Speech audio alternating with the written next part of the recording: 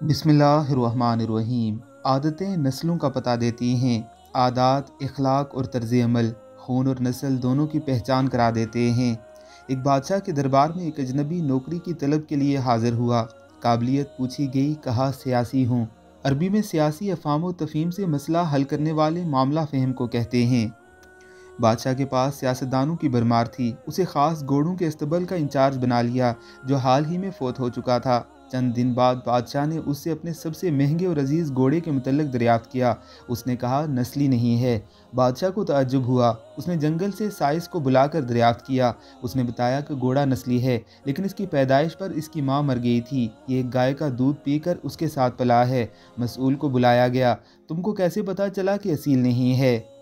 उसने कहा, जब ये घास खाता है तो गायों की तरह सर नीचे करके, जबकि नस्ली घोड़ा घास मुंह में लेकर सर उठा लेता है। बादशाह उसकी फरासत से बहुत मुतासर हुआ। मसूल के घर अनाज, घी, बुने दुम्बे और परिंदों का आला गोश्त बतौरे इनाम भिजवाया। इसके साथ साथ इसे मलका के महल में तैनात कर दिया।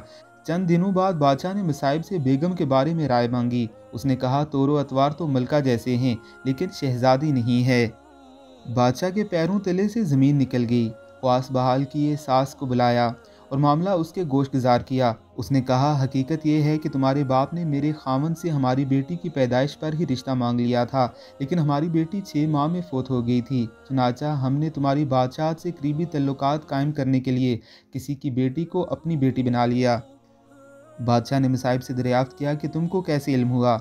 उसने कहा कि इसके खादमों के साथ सलूक जाहिलों से बदतर है। बादशाह उसकी फरासत से बहुत मुतासर हुआ। बहुत सारा अनाज और भेड़ बकरियां बतौर इनाम दी। साथ ही इसे अपने दरबार में मुतय्यन कर दिया। कुछ वक्त गुजरा, मसाहिब को बुलाया, अपने बारे में दरियाफ्त किया। जान की अमान बादशाह ने वादा किया तो उसने कहा, ना तो तुम बादशाह ज़ादे हो, ना तुम्हारा चलन बादशाहों वाला है। बादशाह को ताव आया, मगर जान की अमान दे चुका था।